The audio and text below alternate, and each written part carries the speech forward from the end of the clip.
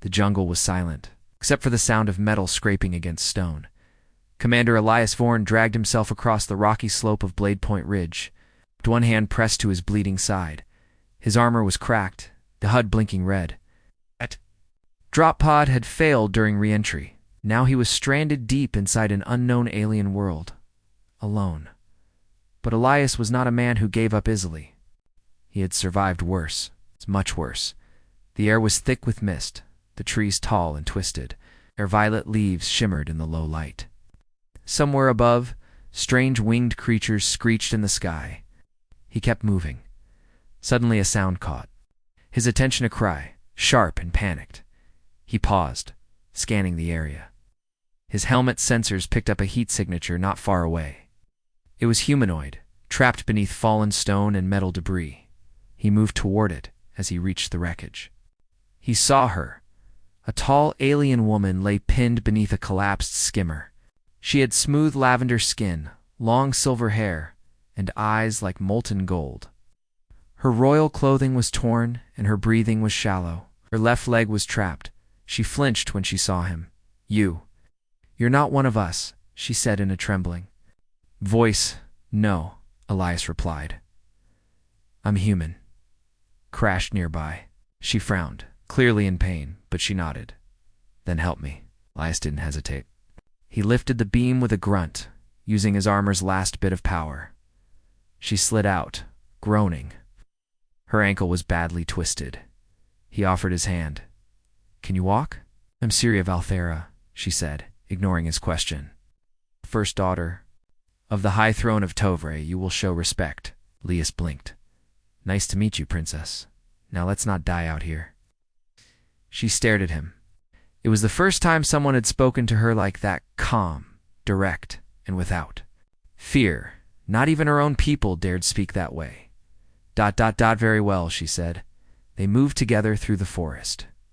Syria limped, and Elias supported her. He didn't speak much, focusing on scanning the terrain. She, however, watched him closely. "You are not like others," she said finally. "No time for small talk," he replied. "Someone's tracking." "You?" Her eyes widened. "You can tell?" Elias nodded. "3 sets of light tracks. They're trying to stay hidden, but not from me." Syria's expression turned serious. "My cousin sent hunters after me. I escaped the palace before they could take me. My people, my own blood, want me dead. Why? I refused the crown's corruption, refused to be used. Now I am a threat." Elias understood that too well. They reached a small cave near the ridge. "Safe for now?" Elias set her down gently.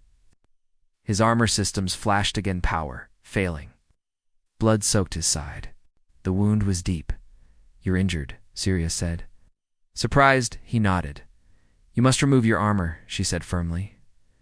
"I have some healing herbs in my pouch." Elias paused. No one ever asked him to take off his armor. It was more than protection, it was part of him.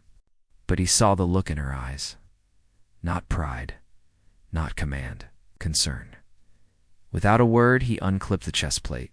The armor fell away. Syria gasped.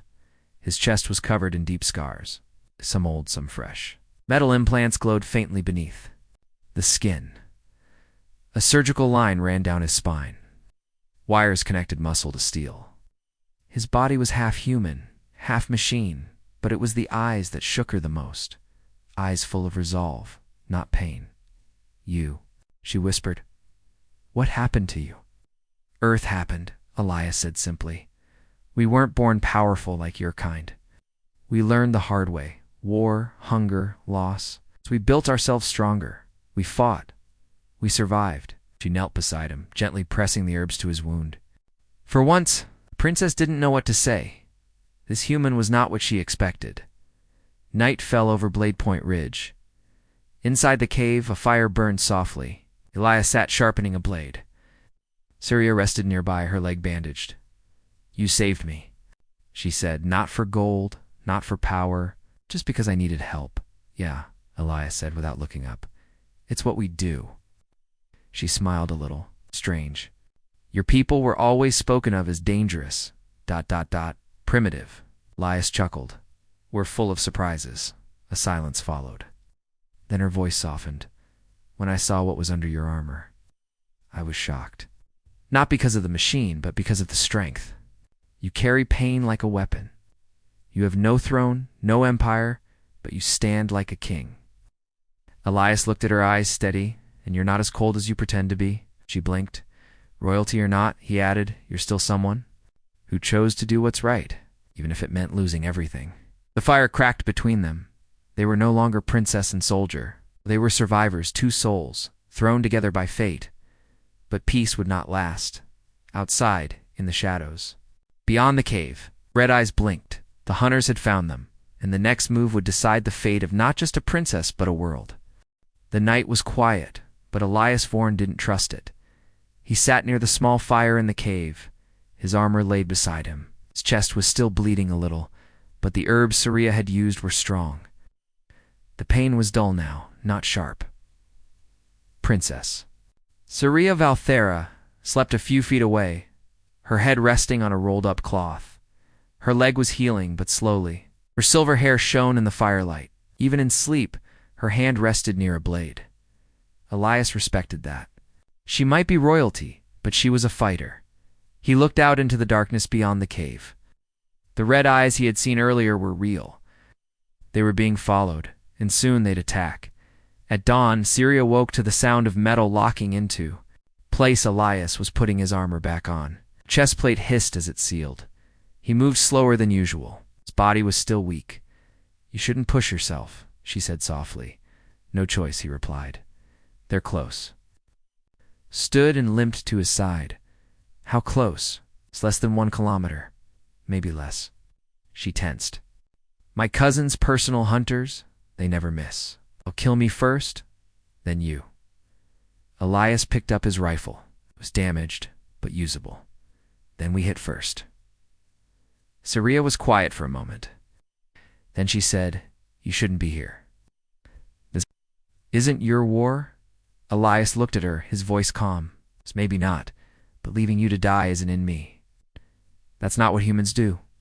They moved out before the sun fully rose, walking through the heavy jungle mist.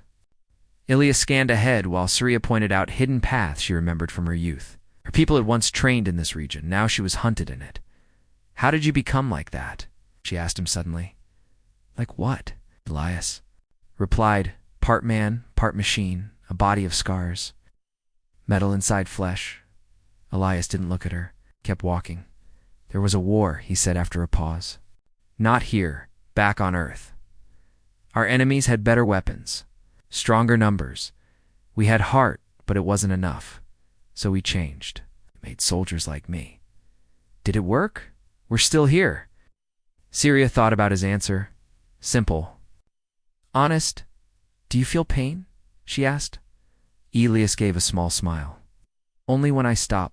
They reached a narrow ravine with sharp rocks and twisted trees. Saria stopped. There's a cave under that ridge, she said. If we hide there, we can trap them. Elias nodded. I set traps, quickly wires, smoke bombs, and sharp spikes made from broken tech and jungle wood. His fingers moved fast, precise. Saria watched, impressed. You humans build fast, she said. We build when we have to. Nothing teaches faster than war. The hunters arrived just after midday. They wore black armor, with masks shaped like beasts.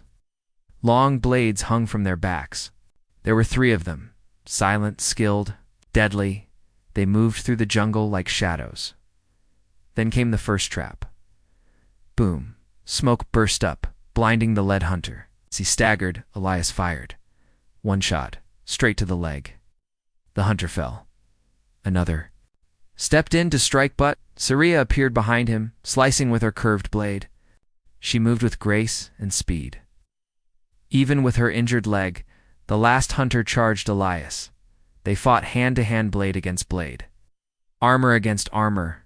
Elias blocked, dodged, and then struck with a punch so hard it cracked the hunters. Mask. The alien stumbled back. Elias followed, slammed him into a tree, then pinned him to the ground. Tell your master, Elias said coldly, if he wants the princess, will have to fight me himself. Then he knocked him out.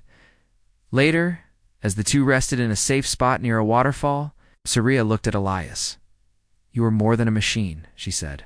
"More than a soldier." "Thanks," Elias said, cleaning his blade. "You fight like someone who's lost everything but still chooses to protect others. I guess that's why I'm still alive." Saria stepped closer, her voice quiet. "When I saw what was under your armor yesterday, I didn't just see metal and scars. I saw a man who didn't give up. That surprised me." Elias didn't speak. He looked into the water. Then she added, "I was taught humans were wild, desperate, but you are careful, controlled, smart. We didn't evolve like others," Elias said. "We didn't have wings or power or magic. We had pain. From pain, we made strength." That night, the stars above them shone bright. 2 moons hovered over the jungle. Saria sat near Elias again, her leg better now. She looked at the sky. "There's a place called the Cradle of Winds," she said. "A sanctuary for those loyal to me. If I reach it, I can call my people. We can stop this war." Elias nodded. "Then we go there." She turned to him. "It will be hard. Cliffs, fire trails, old ruins filled with traps." "Good," he said, with a small grin. "I'm getting bored." "Yes," Saria laughed. A real laugh. Then she looked serious again. "Why do you trust me, Elias?" "I'm just another alien to you," Elias replied. "You could have run. You didn't. You could have left me to die. You helped. That's more than some humans I've known." Pause. "Besides," he added, "you saw me without armor, and you didn't scream." Saria smiled. "Maybe I liked what I saw." Far away, in a dark palace, a tall figure stared at a glowing screen. A hunter knelt before him. "You failed?" the figure asked. "Yes, my lord, but the human, he is not normal." The figure narrowed his eyes, then said something stronger. "If the princess reaches the cradle, everything will fall apart." And in the darkness, machines began to wake. The next morning, thick fog rolled over the jungle floor. The path ahead led to the Firewalk Trialan, ancient ruin from Saria's people. It was once a holy site, now forgotten by most. Saria believed loyal allies still waited on the other side, but first they had to pass through it. Elias adjusted his gear and looked at the steep, cracked stone steps rising through the forest.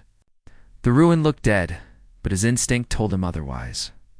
Saria stepped beside him, her leg wrapped tightly. This place was built to test body and mind. It was once a rite of passage for warriors of my bloodline.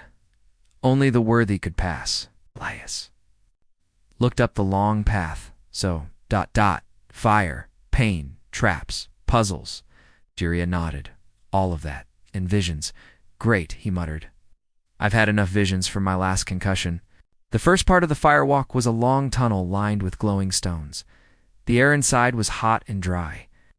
As they stepped in, the entrance sealed behind them with a loud thud. Saria didn't flinch. "It begins." The floor trembled, then lit up in a path of fire. Voice echoed in the air, speaking in Saria's language. She translated softly. "It says, 'Only those who know their pain may walk forward.' Lies burn. Truth survives." Elias glanced down. "Truth, huh?" He stepped onto the firelit stones. They didn't burn him, but heat crawled up his body. The air shimmered around him and then he was no longer in the ruin. He stood on a battlefield from Earth. Bombs dropped from the sky. Bodies lay everywhere. Screams echoed. A familiar voice called out his younger brother, Callan, who had died.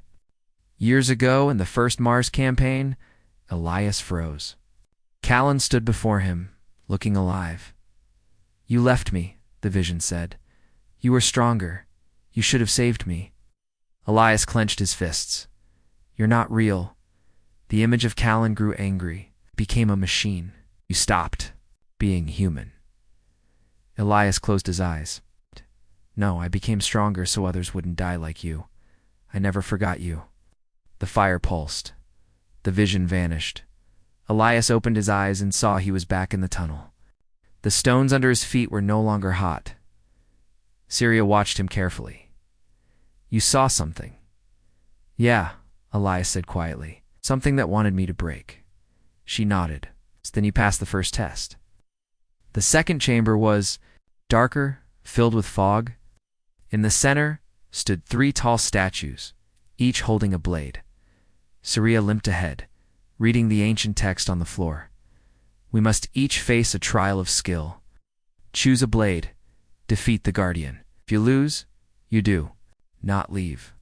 Elias walked up and chose the plainest sword. Let's get it over with. The statue in the middle moved, stepping down with a loud stomp, came to life swinging its heavy blade. Elias dodged the first blow, sparks flying as steel hit stone. He rolled, slashed, and moved quickly. His training took over. Every movement was sharp, clean, calculated. The statue swung again. But Elias ducked under it and drove the sword deep into the glowing core on its chest. Crack. The statue froze, then crumbled into dust. Syria stared. Even our best warriors never beat the trial so fast. I've fought worse, Elias said, catching his breath. But that sword's garbage. The last room was a chamber with no doors, no windows, only silence. In the center sat a glowing crystal. Syria approached it. This is the trial of heart, she whispered. It shows you your future, or what you fear most. She stepped in first. Elias waited. 5 minutes passed. Then she stumbled out, face pale and hand shaking. You okay? He asked. I saw everyone I loved gone. My people burning. A crown broken. Elias didn't press. He just nodded and stepped inside. The crystal pulsed. Elias saw himself, not as a soldier, but as a tool, a lifeless thing used by others. He saw a future where humans weren't brave, just controlled, modified, empty. He stood alone on a broken earth. He looked at the vision, and he said one word. No. The image shattered. He stepped out of the chamber. Syria looked at him. Did it break you? He shook his head. It tried. At the far end of the ruins, a large gate opened. A tall alien warrior waited there, his armor marked with the royal crest. His eyes widened when he saw Saria. My princess. We feared you were dead. I live, she said firmly, because of him. The warrior looked at Elias. He is human. Syria nodded. And stronger than most of us.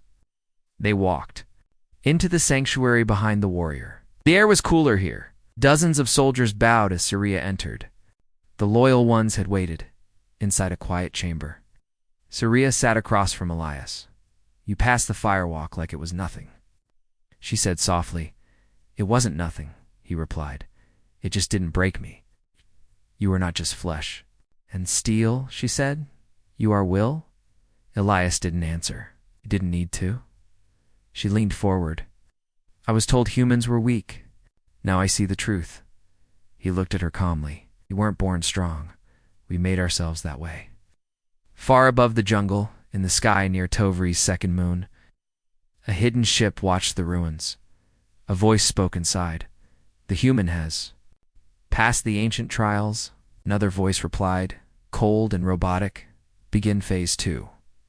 Send the prototype. Let's see if his strength can stop what's coming. And in a sealed chamber, something monstrous woke up. The stars above the cradle of winds shined like frozen fire. 2 moons floated quietly, casting silver light over the sanctuary. It looked peaceful, but Elias Vorn didn't feel at peace. He stood alone at the edge of the cliffs, watching the jungle below. The view was beautiful, but something in his gut warned him danger was coming. Behind him, Princess Syria spoke with her generals. Loyal warriors had returned to her after she passed the ancient firewalk. Now, they were ready to fight for her claim to the throne, but not everyone was happy she'd brought a human in the war tent. General Kelter stepped forward. He was a tall alien with dark armor and hard eyes. Your Highness, he said, bowing low. This human may be strong, but he is not one of us. We cannot trust him with our plans. Syria frowned. He saved my life. Twice. Kelter straightened. Or perhaps that was part of the plan. What if he was sent here to influence you? To control your mind? Human technology is strange. Who knows what tricks they use? Saria stepped forward. Commander Elias is not a spy. He's a soldier. An honest one. Kelter said nothing, but his eyes narrowed. Outside, Elias ran a check on his armor systems. Pairs were complete, but something still felt off. He tapped a panel on his wrist. Suddenly, a strange sound buzzed in his ear. Encrypted signal detected. That shouldn't be possible. No human signals should exist on this world. He opened the signal and what he saw made him freeze. A data file labeled in an Earth-based code showed battle plans, map routes, and a secret meeting between one of Saria's commanders and a group called the Lost Flame. It was a rogue human faction, exiles from Earth, believed destroyed years ago. Elias' face hardened. There's a traitor here, and he's working with humans, but not my kind. Elias entered the command tent quickly. Syria and the generals turned to him. We have a problem, he said. Someone is sending data to off-world humans, not Earth Command. A group called the Lost Flame. I thought they were dead. Kelter's eyes narrowed. How convenient. Just when trust is questioned, you bring lies. Elias ignored him. He looked directly at Syria. I have proof. Your systems were hacked. Inside. This base. Syria stepped forward, her voice calm but sharp. Show me. Elias handed her his wristpad. She tapped it. Her eyes widened. The signal logs were clear. The traitor was real. She looked at her generals. Only 5 people have access to this system. Kelter stepped back. Are you accusing me? Elias said nothing, but his eyes said everything. Syria raised her voice. But this betrayal threatens everything. Find the traitor. Now. That night, the wind turned cold. Syria sat with Elias in a quiet corner of the sanctuary. You were right, she said softly. Someone inside is working with enemies. But I never imagined humans would be involved. They're not my people. Elias replied. They were banished long ago. They want power, not peace. Syria nodded. Why do your people exile their own? Elias looked up at the sky. Because we have rules. Honor. You break them, you're out. We may be hard, but we're not lawless. She looked at him, thoughtful. I used to think your kind was wild. Now I think we were just afraid of you. He smiled slightly. Good. Fear keeps people honest. Then a noise broke the silence. Boom. An explosion lit the east wall of the sanctuary. Shouts followed. The camp was under attack. Elias ran toward the fire. Smoke filled the air. Enemy fighters wearing black armor and human tech charged through the gates. They were fast, organized, trained. Syria's guards fought back, but they were caught by surprise. Elias grabbed his rifle and activated his armor. Let's see how you like a real human, he muttered. He jumped into the fight. With quick strikes, he dropped 2 enemies. His movements were sharp, 1 shot to the leg, 1 hit to the head. No waste. One of the enemy soldiers turned to fight. Heyman paused. Vorn, the soldier said, shocked. Elias frowned. Were you? The man smiled. We were born. From the same fire, Project Revenant. Unit 3. Elias' eyes narrowed. That unit was destroyed, not destroyed. Freed. You still follow Earth's rules. We follow power. Then the man pulled out a blade, glowing red and crackling. Elias raised his rifle. You're not one of us. Their fight was brutal. The traitor fought like a mirror of Elias, fast, skilled and enhanced. But Elias had something more. Discipline. He used the terrain, dodged at the right time, and struck hard. The fight ended with Elias pinning him against the stone wall. The traitor grinned. It doesn't matter. The gate is open. More are coming. Then he bit something and collapsed. A poison pill. Elias stared at the body, breathing hard. More were coming. That was the real message. After the fight, the traitor's gear was taken. His armor had markings Earth tech, mixed with alien systems. Syria stood with Elias, looking at the evidence. So they weren't just helping my cousin, she said. They were planning to control my empire. Elias nodded. The Lost Flame wants your throne. They know your people are powerful. If they control you, they control this entire star sector. Syria looked down. We need to move faster before the others come. Elias looked out at the horizon. Then we hit first. We don't wait for the storm, we become it. In the sky above, a shadow moved across the second moon. A massive ship, hidden in stealth, drifted silently inside. A tall figure watched us. Screen? The human Elias is still alive, a voice said. The figure turned. Then it is time. And deep in the heart of the ship, something metal and alive opened its eyes. It was not human, not alien. It was both, and it was coming. The stars had disappeared behind thick clouds. The cradle of winds was silent, now too silent. Elias Vorn sat near the inner walls, his helmet off, staring into a cracked display screen. It showed movement in orbit. Something massive was coming. Stood nearby, her royal armor repaired, her posture firm. The ship is 10 times the size of any war carrier, she said, watching the screen. That's not your Earth's design, is it? Elias shook his head. No, this is worse. It's a hybrid. Human structure, alien power. They've merged the two. The Lost Flame built it. Syria looked at him. And they're coming here? Here. Not just coming, Elias said, rising. They're already here. Just then, a beam of red light burst from the sky and hit the outer wall of the sanctuary. Boom. Stone and metal cracked. Soldiers scattered. Elias pushed Syria to safety. The next moment, a group of dark armored enemies dropped from the sky. They didn't look fully human. Their movements were strange, too fast, too stiff. Elias aimed and fired. One enemy dropped. Another leaped over the wall like a beast. Syria sliced through two with her glowing blade. Then the largest one landed.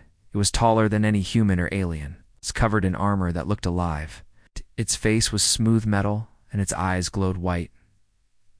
Syria stepped back. What is that? Elias stared at it. That's the prototype. They've merged machine and biology. It's not a soldier, it's a weapon. The creature looked at Elias. Unit 7. Elias Vorn. You are obsolete. Elias narrowed his eyes. Let's find out. He charged the prototype, blade ready. Their clash shook the ground. The creature blocked his strike with one hand and swung with the other. Elias ducked, rolled, and struck the joint behind its knee. Sparks flew, but it barely reacted. They fought like shadows and thunder. Fast, brutal.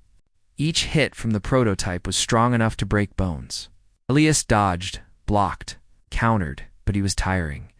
The prototype grabbed him by the neck and threw him into the stone wall. Crash, dust filled the air. Syria screamed. Elias. She ran forward, slashing at the prototype, but it knocked her away with a backhand strike. Elias rose slowly. Blood dripped from his lip. He spoke into his cum. Plan Echo. A hidden charge under the ground exploded. The prototype was thrown. Back, its armor cracked. Elias limped forward, staring at it. I've fought monsters before. You're just another metal puppet. But before he could finish it, everything around him went dark. He woke up in a cold room. Not physical. Mental. A simulation. The lost flame had hacked into his armor. Shutting down his senses and placing his mind inside a virtual trap, Elias stood in a blank space. Slowly, the world took shape. Earth's ruins. Burning cities, broken flags. He saw people. Screaming his family, his old squad. All blaming him. You failed, a voice said. You let them die. Another whispered, you are not human anymore, a third said. Elias closed his eyes. Nice try. The world twisted. The sky turned black. The voice returned, sharper now. We control this space. You cannot leave. Elias opened his eyes. His voice was calm. Then I'll break it, he focused. This wasn't real. It's just data. A cage built to hold his mind, but his mind was trained to resist. Earth's revenant soldiers didn't just train their bodies, they trained their thoughts. Their will. He remembered the firewalk, the illusions, the lies. He spoke out loud. Elias Vorn. I choose what is real. The burning city froze. He raised his fist in. punched the sky. It cracked like glass. The fake world shattered. He opened his eyes again and found himself back in his body. He gasped. Alive. Awake, the prototype stood above him, ready to strike. But Elias grabbed a pulse blade from his belt and drove it straight into the creature's chest. Crack. Spark. The prototype screamed a high mechanical howl before collapsing. Smoke rose from its chest. Elias stood over it, breathing hard.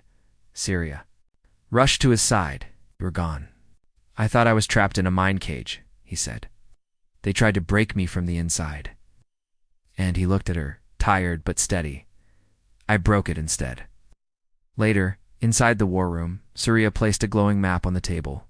"The main ship is still above us," she said. "More will come. We don't have enough fighters." Elias pulled out a drive from the prototype's remains. "Maybe we don't need more fighters. This thing carried the enemy's code. With time, I can turn their weapons against them." Syria smiled. "You're full of surprises, human." He smiled back. "That's what we do best." That night, the stars returned. The fire at the camp burned gently. Syria sat beside Elias. "You faced your fears again," she said. "You won. Not with weapons, but with your mind." "I've always believed," Elias replied. "Armor is just metal. But the real strength is here." He tapped his temple. She looked at him. "You were right about one thing." "What?" "We don't understand humans. We were wrong to fear you. We should have respected you." Elias looked at her. "Then, let's make sure the galaxy gets it right this time."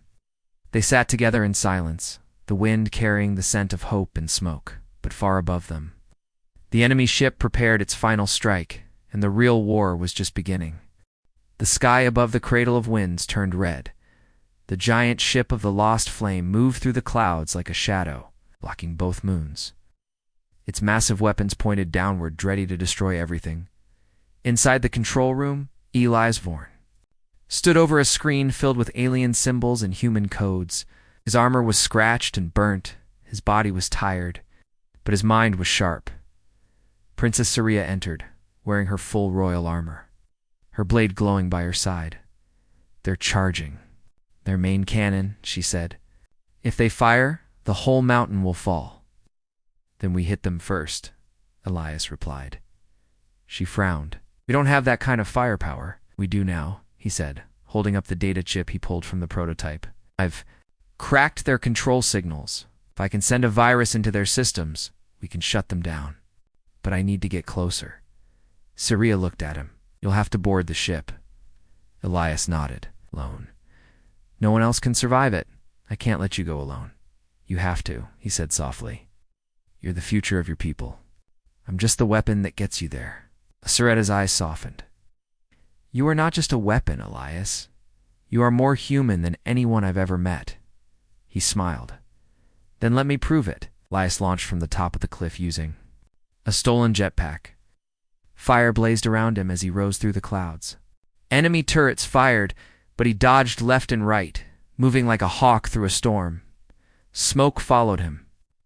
Lasers hissed past his shoulders. Then boom. He landed hard on the enemy ship's hull, his boots locked, his arm cannon powered up. "Time to knock," he whispered. Inside the enemy ship, alarms rang. Lost Flame soldiers, part human, part machine, ran through metal halls. Trying to find the intruder, Elias moved fast. He shot cameras, dropped flash bombs, disabled doors. He moved like a ghost, silent storm. Finally, he reached the central core. The glowing chamber hummed with red light. In the middle, a massive brain-like structure floated in a glass dome. It pulsed alive, thinking, controlling. Elias pulled out the chip. "This ends now." He slammed the virus into the control panel. The brain twitched. Sparks flew. The ship shuddered suddenly. A voice echoed through the chamber. Deep, cold. "You are only human. You cannot stop progress." Elias replied, "I am human. That's why. I'll win." The ship's systems began to fail. Cannons shut down. Engines stalled. The massive weapon turned off down below. Syria and her people watched as the red glow on the ship faded. One of the generals shouted, "He did it! The ship is falling." Syria didn't cheer.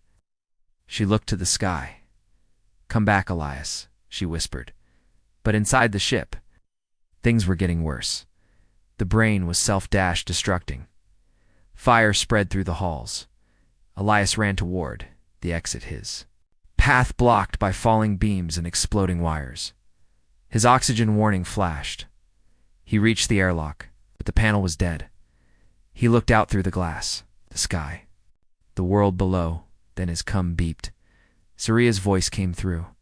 "Elias, where are you?" "I'm at the outer lock," he said. "Panels fried. No way out."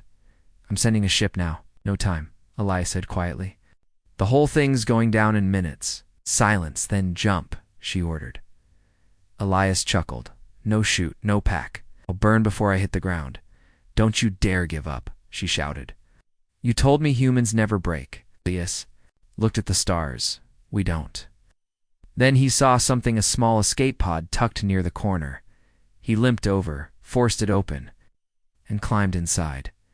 As the ship exploded behind him, the pod launched, the sky filled with falling metal. Flaming wreckage crashed into the forest. The lost flame ship broke apart like glass in a storm. Inside the cradle of winds, the people stared as a single small pod fell from the sky like a star returning home. Syria ran.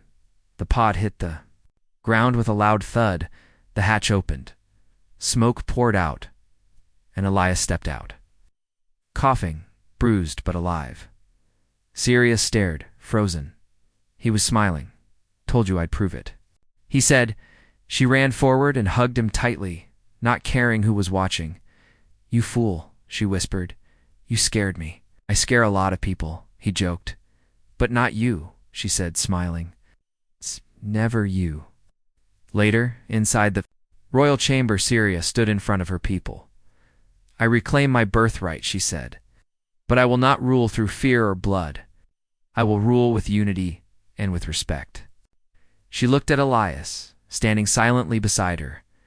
This human showed us that strength is not in power, but in purpose. The crowd bowed, and for the first time in the history of Tevray, they bowed to a human too. That night, on the same cliff where it all began, Elias stood with Syria. "You could stay," she said. "Be part of this world." "I could," he replied. "But Earth still needs me." She nodded. "Will I ever see you again?" Elias looked at her. "You will. When you need me most, I'll return," she smiled. "Remove your armor," Elias looked at her, confused. "Why?" "Because this time," she said softly, "I don't want to see the soldier." She stepped closer. "I want to see the man." He removed his armor. And under the stars, she saw the truth. Not the scars, not the metal, but the human heart that had saved a world.